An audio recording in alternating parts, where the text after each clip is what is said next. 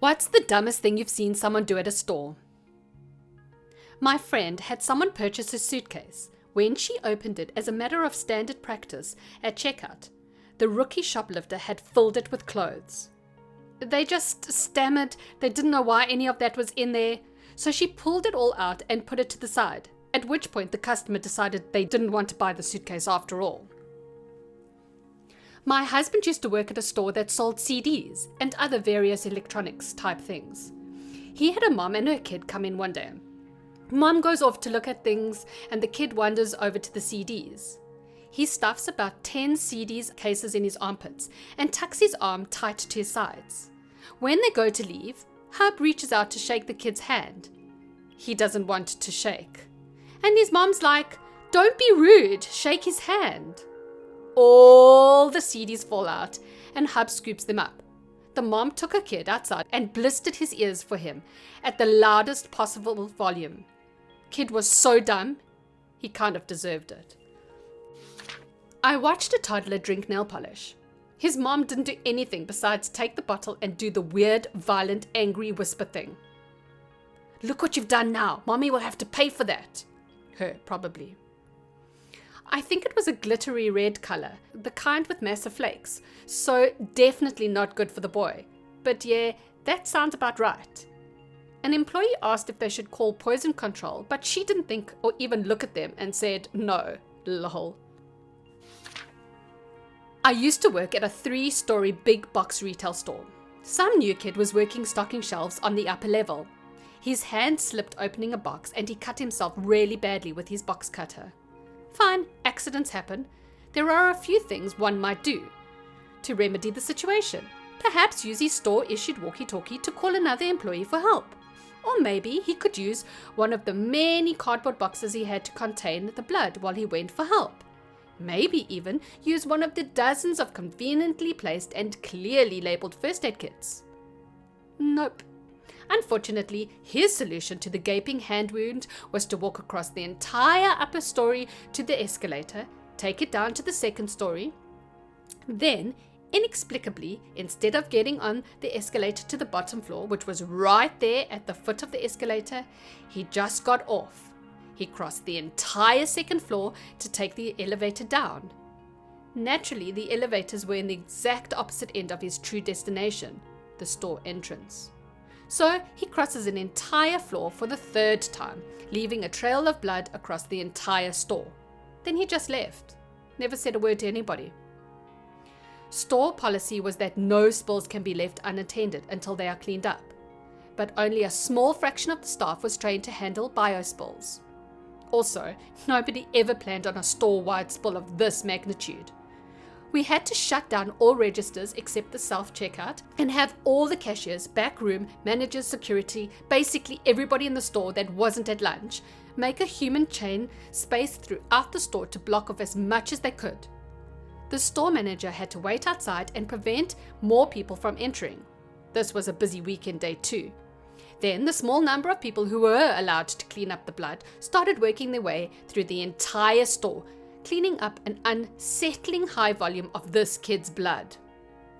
Bizarrely, he came back to work the next day on a shift he wasn't even scheduled for, wearing a giant wad of gauze and tape on his hand, and tried to act like nothing had happened. He got fired, and the entire store was required to train for biohazard cleaning on their following shift.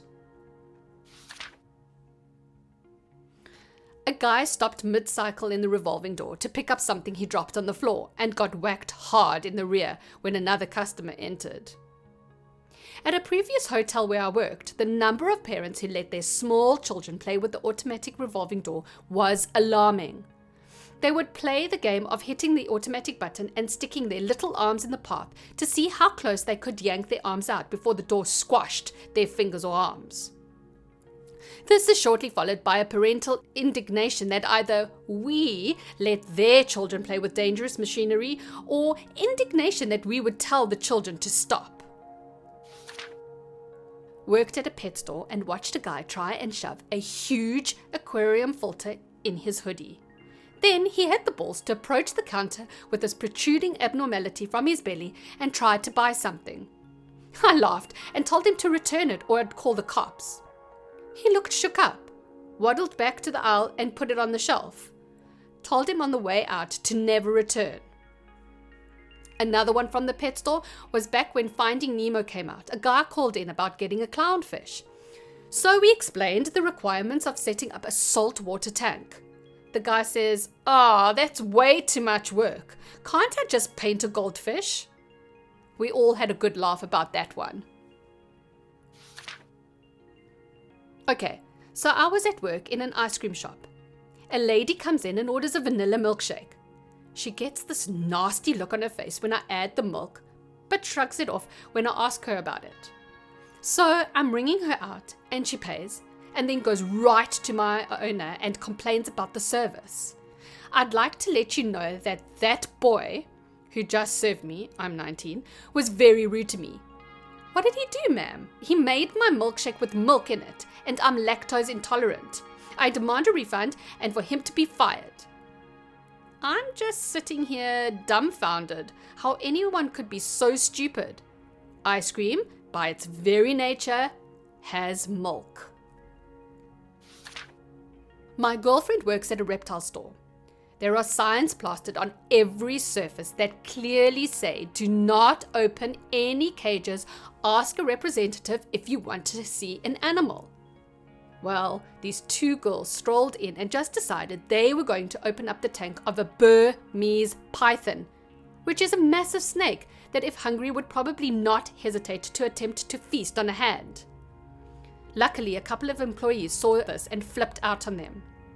To this day, I do not know what made those girls think they had any business opening and reaching into a giant snake's tank.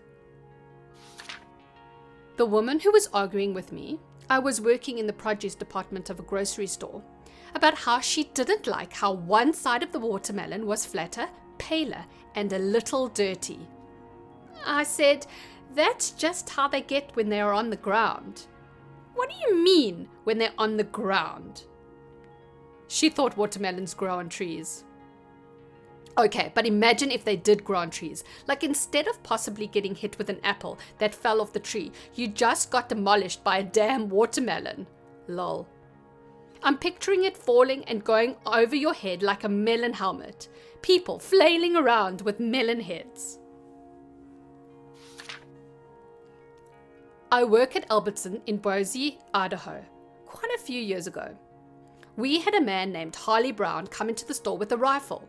We thought that he was going to rob us, but instead he went to customer service with it and asked if he could pawn it so he could get a beer. Yes, I realize that Reddit is supposed to be anonymous, but Harley Brown is a matter of public record as he tried to run for POTUS a couple of times in the past.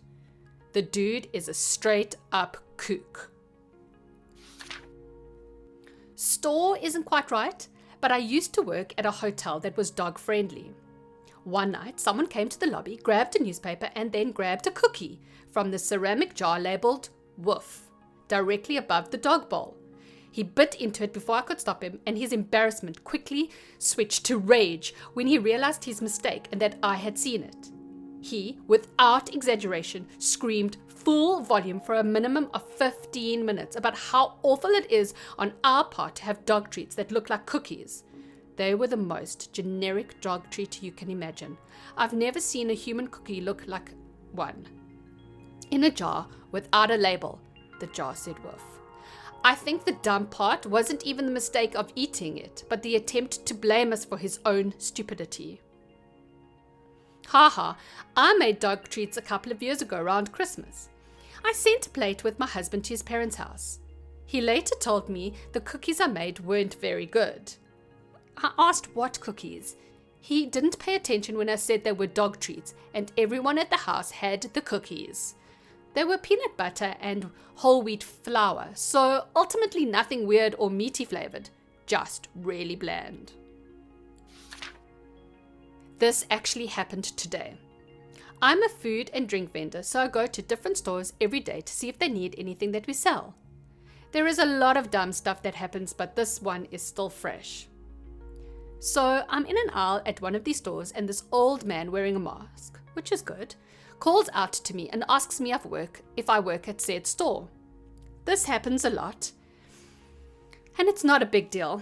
I tell him no, I'm a vendor. He laughs and apologizes. I walk away and proceed 3 aisles down. Same guy comes up to me and asks me again.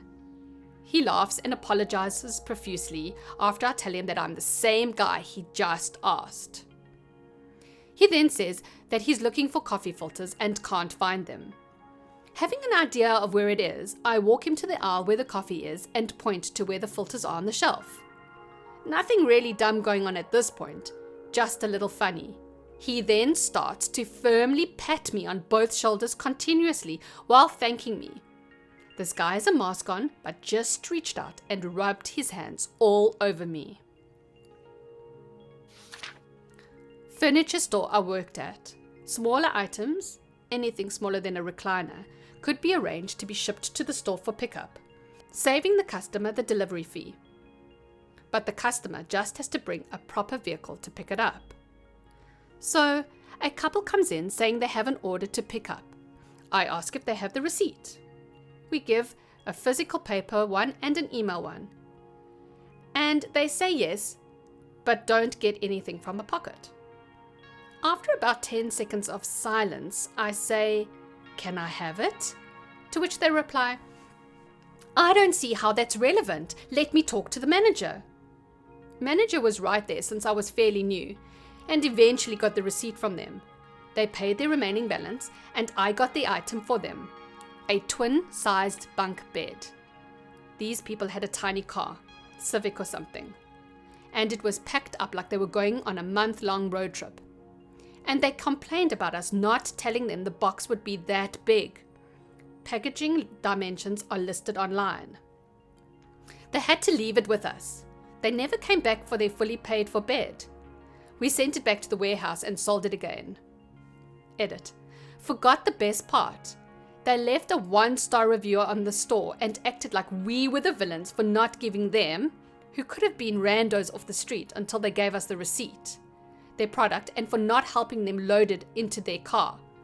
The review was taken down. We had a good laugh about it the next morning.